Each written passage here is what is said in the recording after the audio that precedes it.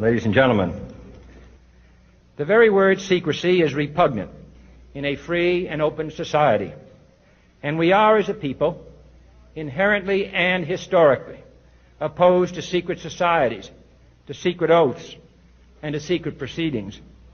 And there is very grave danger that an announced need for increased security will be seized upon by those anxious to expand its meaning to the very limits of official censorship and concealment. That I do not intend to permit to the extent that it's in my control. And no official of my administration, whether his rank is high or low, civilian or military, should interpret my words here tonight as an excuse to censor the news, to stifle dissent, to cover up our mistakes, or to withhold from the press and the public the facts they deserve to know.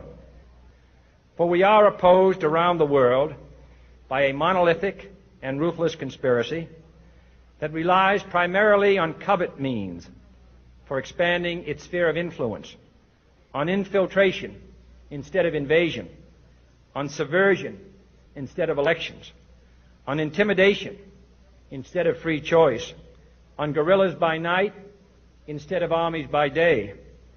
It is a system which has conscripted vast human and material resources into the building of a tightly knit, highly efficient machine that combines military, diplomatic, intelligence, economic, scientific, and political operations. Its preparations are concealed, not published. Its mistakes are buried, not headlined. Its dissenters are silenced, not praised. I am not asking your newspapers to support an administration, but I am asking your help in the tremendous task of informing and alerting the American people. For I have complete confidence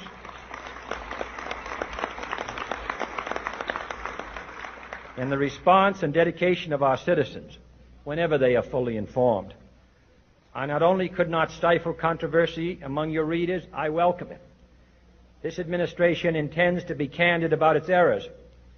For as a wise man once said, an error doesn't become a mistake until you refuse to correct it. We intend to accept full responsibility for our errors, and we expect you to point them out when we miss them.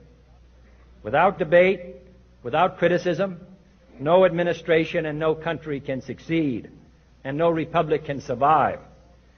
That is why the Athenian lawmaker Solon decreed it a crime for any citizen to shrink from controversy.